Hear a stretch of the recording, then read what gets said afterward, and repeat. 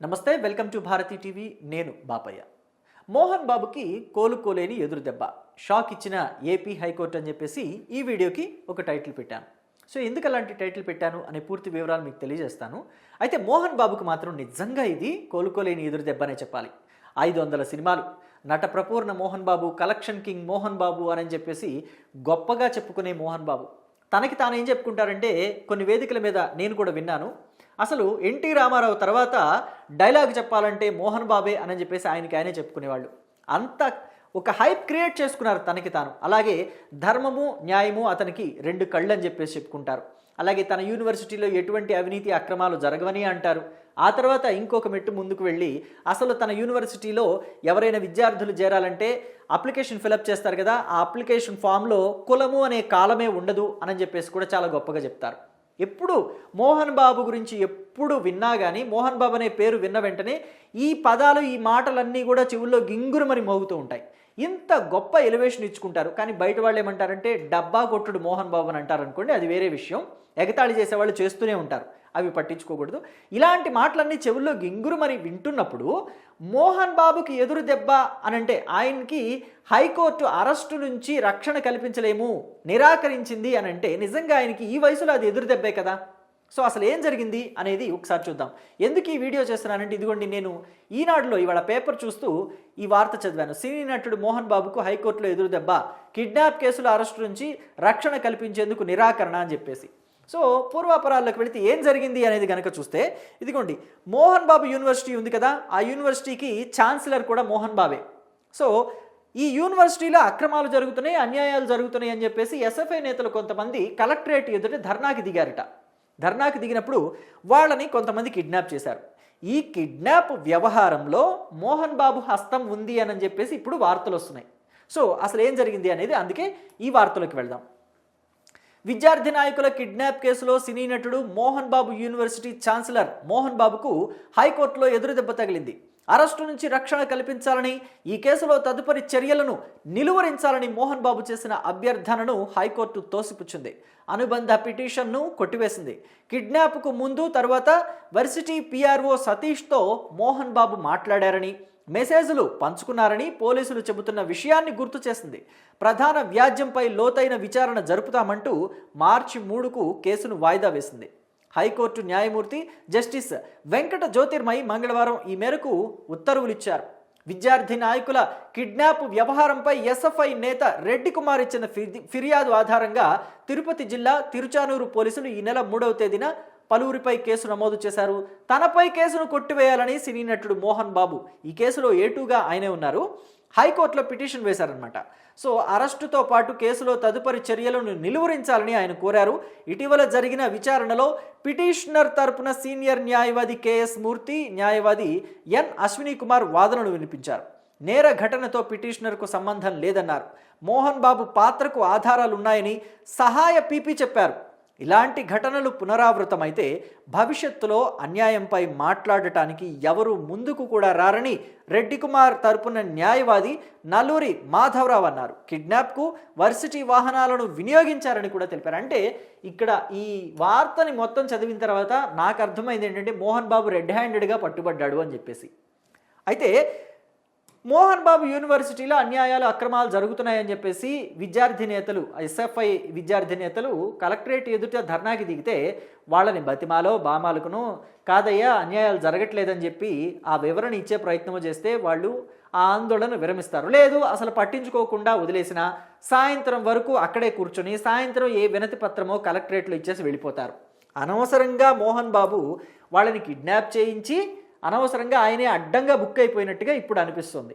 So ఇక్కడ kidnap చేసింది మోహన్ బాబే అని ఎలా అంటావు అనంటే, already public prosecutor, assistant public prosecutor దానికి సంబంధించిన ఆధారాలు కూడా సమర్పించారట.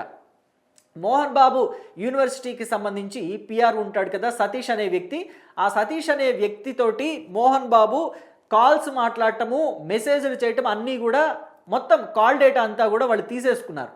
సో కిడ్నాప్ జరిగిన టైంలో దాని గురించి మెసేజ్లు చేసుకోవటము, కాల్స్ చేయటం అంతా కూడా ఉంటే మరి మోహన్ బాబు చేయించినట్టు క్లియర్గా అర్థమైపోతుంది కదా.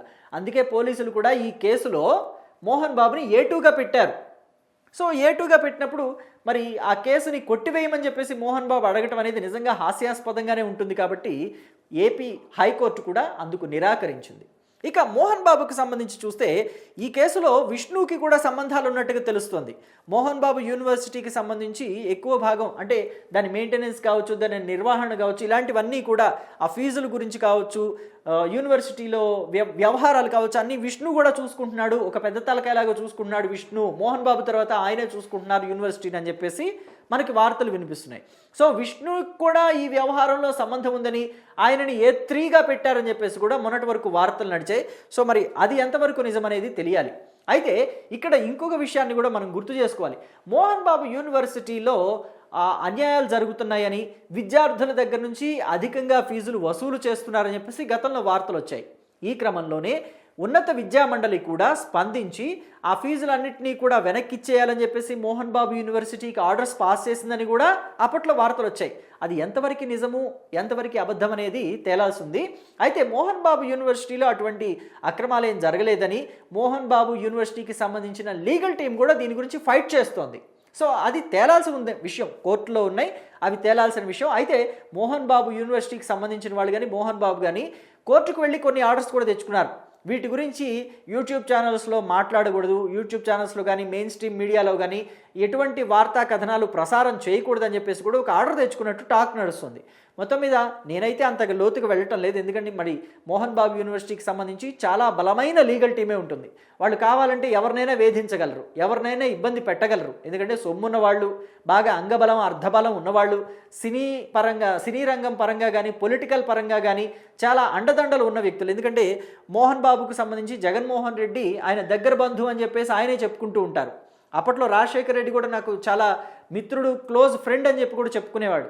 చంద్రబాబు అంటారా, మొన్న ఈ మధ్య చంద్రబాబు తోటి కూడా వైరం తగ్గించుకొని మిత్రుత్వాన్ని కలుపుకునే ప్రయత్నం చేశారు. కానీ 2014 నుంచి 2019 వరకు చూస్తే చంద్రబాబు మీద కారాలు మిరియాలు నూరుతూ ఉండేవాళ్ళు మోహన్ బాబు. అసలు చంద్రబాబు ఫీజు రీఎంబర్స్మెంట్ నిధులు కూడా విడుదల చేయలేదని చెప్పేసి నడి రోడ్డు మీద కూర్చొని మోహన్ బాబు యూనివర్సిటీ విద్యార్థులు, మోహన్ బాబు కొడుకులు ఇద్దరు, అప్పట్లో మంచు మనోజ్ కూడా మోహన్ బాబు తోటి సఖ్యతగానే ఉండేవాడు. ఈ మధ్య విభేదించి బయటకు వెళ్ళిపోయాడు అనుకోండి. మంచు మనోజ్, మంచు విష్ణు కూడా రోడ్డెక్కి ధర్నాలు చేసి నానాయాగి చేశారు. సో విద్యార్థుల కోసం అంత పాటుపడుతున్నామని చెప్పుకున్న మోహన్ బాబు ఆయన మీదే ఆ తర్వాత విద్యార్థుల నుంచి అధిక ఫీజులు వసూలు చేశారు అని చెప్పేసి ఆయన యూనివర్సిటీ మీద, ఆయన మీద ఇటువంటి వార్తలు రావటం మాత్రం నిజంగా ఈ వయసులో మోహన్ బాబుకి అది కోలుకోలేని దెబ్బే అని చెప్పొచ్చు. దానికి తగ్గట్టుగా అంటే పుండు మీద కారం చల్లినట్టు, నా మూలిగే నక్క మీద తాటికాయ పడ్డట్టు ఇప్పుడు మోహన్ బాబు అరెస్టుకి కూడా దానికి రక్షణ ఏం కల్పించలేము, అరెస్టు నుంచి మీకు ఉపశమనం కలిగించలేము అని చెప్పేసి ఏపీ హైకోర్టు కూడా ఆ పిటిషన్ని కొట్టివేయటం ఉంది చూసారా. అది నిజంగా ఈ వయసులో మోహన్ బాబుకి దురదృష్టం అనే చెప్పుకోవాలి. మార్చి 3వ తేదీకి ఈ కేసును కూడా వాయిదా వేశారు. మరి ఆ రోజుకి ఏం తేలుస్తారా, లేకపోతే ఈలోపు అరెస్ట్ చేసే అవకాశం ఏమైనా ఉంటుందా మోహన్ బాబుని? అరెస్టు జరిగితే ఎలా ఉంటుంది పరిస్థితి? ఇన్నాళ్ళు నిలబెట్టుకున్న కెరియర్, అంటే ఒక 500 పైన సినిమాలు చేసిన వ్యక్తి ఇన్నాళ్ళకి ఇలాంటి ఒక కిడ్నాప్ కేసులు అరెస్ట్ అయ్యారు అని అంటే కనుక మోహన్ బాబు పరిస్థితి ఏంటి? యాంటిసిపేటరీ బెయిల్ ఏమన్నా వస్తుందా? అసలు ఆ కేసు కొట్టేయాలని చెప్పేసి మోహన్ బాబు అడిగితే అందుకు కోర్టు నిరాకరించింది. సో ఇప్పుడు బెయిల్కు సంబంధించి ఏమన్నా ముందుకు వెళతారా, ఏం జరగబోతుంది అనేది తెలియాలంటే వేచి చూడక తప్పదు. మోహన్ బాబు అరెస్ట్ అయితే ఎలా ఉంటుంది పరిస్థితి? మోహన్ బాబు అరెస్ట్ అవుతారని మీరు అనుకుంటున్నారా, అరెస్టు కారని మీరు అనుకుంటున్నారా? మీ అభిప్రాయాన్ని కమెంట్ బాక్స్లో తెలియచేయండి. దాంతోపాటుగా మోహన్ బాబు యూనివర్సిటీలో అక్రమాలు జరుగుతున్నాయి, అన్యాయాలు జరుగుతున్నాయి అని చెప్పేసి మనం వార్తల్లో వింటున్నాం కదా. ఈ వార్తల్లో నిజం ఎంత ఉందని మీరు అనుకుంటున్నారు? మోహన్ బాబు నిజంగానే విద్యార్థుల దగ్గర నుంచి అధిక ఫీజులు వసూలు చేశారని మీరు అనుకుంటున్నారా, లేదు కేవలం అవన్నీ ఆరోపణలు మాత్రమే అనుకుంటున్నారా? మీ అభిప్రాయాల్ని చెప్పడం మాత్రం మర్చిపోకండి. Thank you.